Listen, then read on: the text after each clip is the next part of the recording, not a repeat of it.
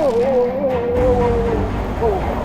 ini kondisinya arusnya keras banget, jadi kita harus cepat kembalikan.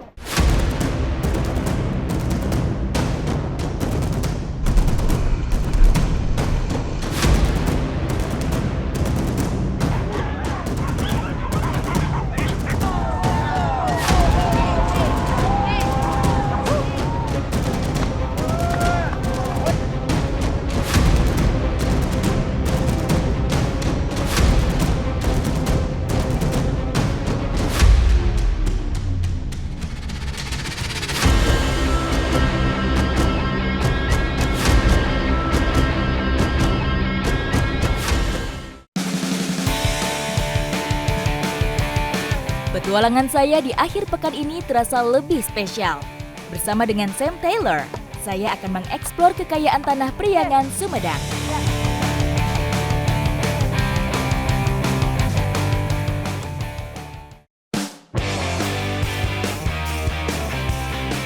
Kabupaten Sumedang memiliki waduk terbesar dengan potensi perikanan yang melimpah. Di aliran Sungai Cimanuk, tepatnya di bawah pintu air Waduk Jati Gede, saya dan Sam sedang mengikuti kegiatan menjala ikan. Di sini masih banyak ikan yang besar-besar. Wah, menarik sekali kan?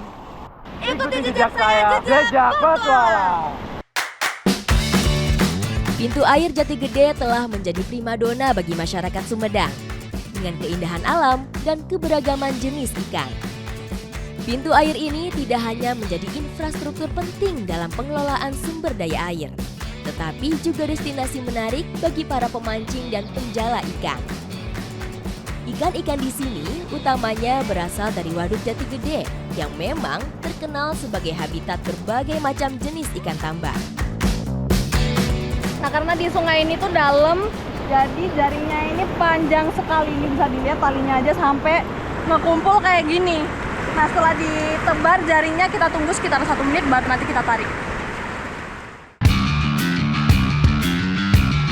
Derasnya arus sungai ini menjadi identitas keindahan alami di sekitar waduk. Namun, aliran sungai yang deras juga membutuhkan kehati-hatian ekstra bagi mereka yang ingin beraktivitas di sekitarnya, karena kondisi air yang berubah-ubah. Jadi karena di sini medannya sangat ekstrim, kalau misalnya ini arusnya nih sangat berat, kita harus tetap waspada dan jaga kita injek di mana. Karena sekali kita kepleset, kita bisa terbawa arus jauh banget ke ujung sungai ini. Dan ini kalau kalian lawan alam, ini nggak main-main.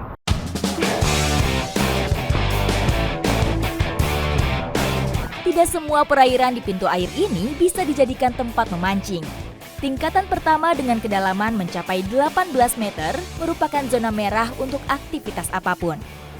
Wow. Jadi saya sekarang mau nyebrang buat sampai Ijen. Ini terlihat arusnya sangat-sangat kuat dan ada ombak juga. Jadi kita harus hati-hati. Bagi para pencari ikan, penggunaan teknik memancing dan menjala yang tepat serta pengetahuan tentang pola pergerakan ikan menjadi kunci keberhasilan. Ada. Wah, ada. Nyangkut. Ini kalau ditarik-tarik kayak gini dan berat sekali, berat tandanya jaringnya itu nyangkut ke sesuatu. Nah, dalam menjaring kayak gini, kalau ada yang nyangkut harus ada yang megangin ini ya. Sedangkan satu orang lagi menyelam untuk ngambil jaring yang tersangkut. Sam, ini dapat ikan satu, Sam. Dapat ikan. Oh, pegangin ya? Ya, Ya udah. Pegangnya Jen. ya. Ini 2 orang yang mau ambil jaringnya, sedangkan saya satu yang nahan di sini sambil diterjang sama arus. Ini berat banget, jadi kuda-kuda kita harus kuat.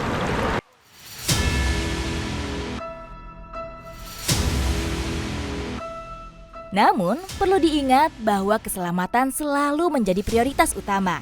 Kehati-hatian ekstra diperlukan ketika beraktivitas di sekitar aliran yang kuat. Wah, ini kondisinya arusnya keras banget, jadi kita harus cepat kembalikannya. Tarik Jen. Tarik. Ini ikan apa nih Kang? Patin. Wah, ternyata yang kita dapetin adalah ikan patin dan jelas aja karena di sini tuh arusnya deras banget. Wah. Sedangkan ikan patin ini tinggalnya juga di perairan yang arus deras seperti ini. Untungnya sungai ini memiliki area dengan tempat berlindung, seperti daerah di balik batu dan di antara tumbuhan air. Hal ini membuat ikan di perairan Asia memiliki tempat berlindung dari aliran yang terlalu kuat, sehingga membuat mereka lebih nyaman dalam berkembang biak dan beraktivitas. Di sini biasanya mereka makin fresh, makin besar dan makin kuat karena mereka di habitat baru ini mereka sering berenang lawan arus. Dan selain berenang melawan arus deras ini, di sini juga banyak sumber pakan ikan yang lainnya. Jadi ikannya bisa sampai sebesar ini nih. Karakteristik ikan patin memiliki kekuatan dan keuletannya saat dihadapkan pada situasi yang mengancam.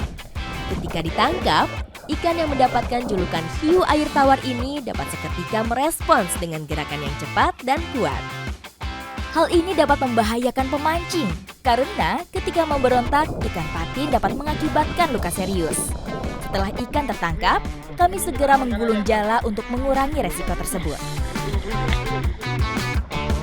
Jadi ikan patin ini punya 3 titik yang lumayan bahaya di sirip atas dan 2 sirip di sampingnya.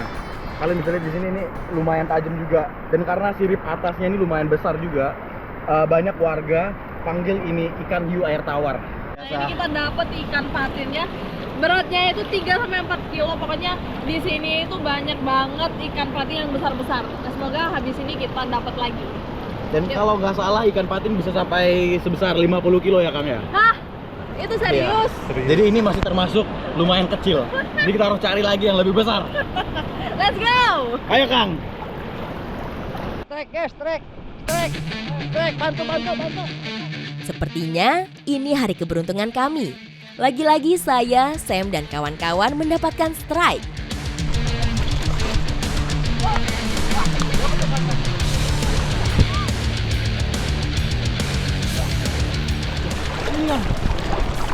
Wow.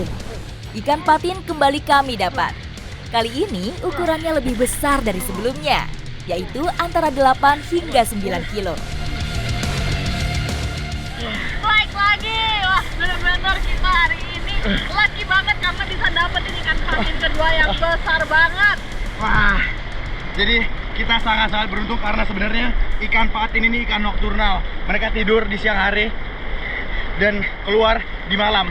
Nah, apalagi di sungai yang ini nih, airnya tuh lebih dalam daripada yang tadi. Nah, emang kalau ikan patin ini tinggalnya di dasar-dasar yang lebih dalam karena di bawah itu lebih dingin suhunya. Ini kita amanin dulu aja ya. Menangkap ikan sebesar ini benar-benar nguras tenaga kita. Nah, sekarang saatnya buat memanjakan perut. Kita mau olah ikan ini di camper van. Ikuti jejak saya, jejak Petualang.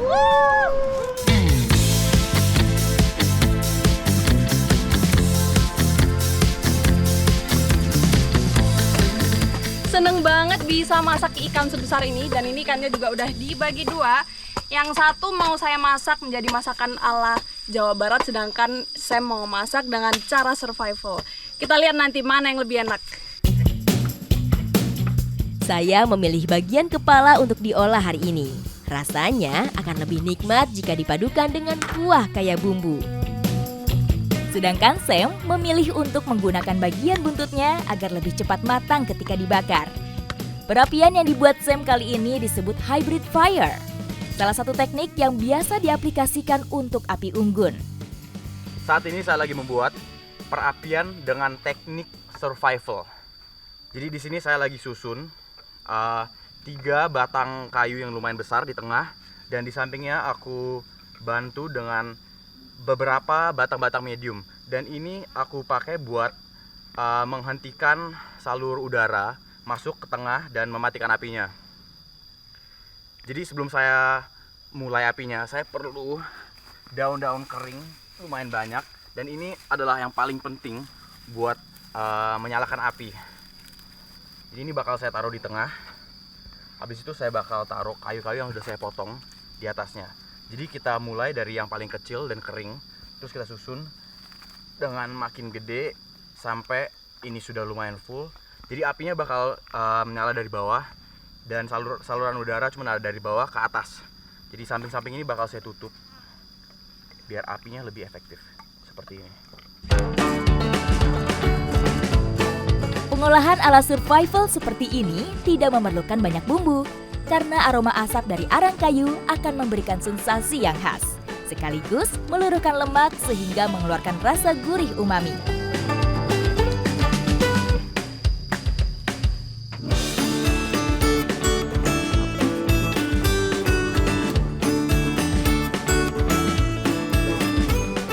Beragam bumbu saya gunakan, bawang merah, bawang putih, kencur, kunyit, serta ketumbar saya tumbuk hingga halus.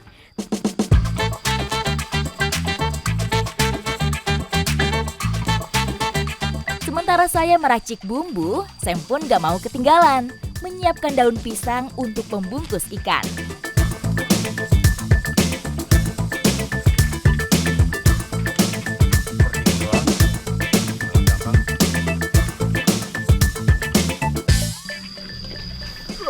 Oke Jen, aku taruh ini di baranya dulu ya. Oke. Ada rumput di tengah. Kita masak juga rumputnya. Oke, jadi sekarang karena apinya udah jadi bara, sekarang tinggal kita taruh di atas seperti ini.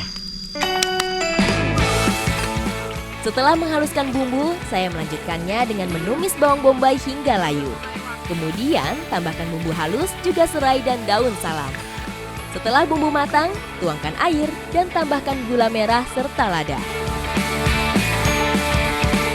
Terakhir, masukkan ikan dan tuangkan santan, masak hingga matang.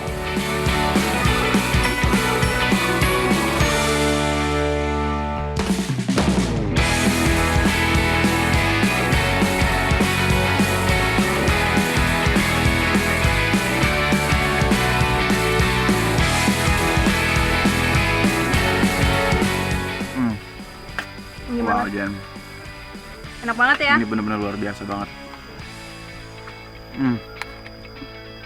Kulitnya ini, oh my god.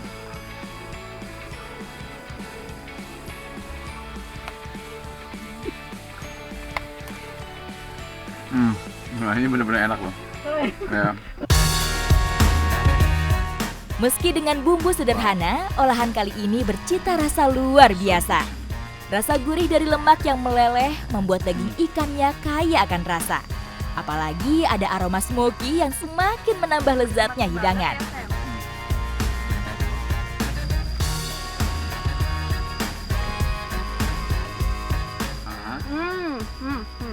Coba kulitnya. Oke. Kulitnya. Kasih lihat tuh. Oh, iya. Kulitnya tebel banget, emang penuh dengan lemak. Gurihnya minta ampun. Dibanding sama yang di kuah kuning ini, kalau yang diasap itu rasa dagingnya lebih berserat, terus rasa lemaknya juga lebih gurih. Sedangkan kalau yang ini kayak dagingnya itu lebih lembut kalau yang ini, Sam.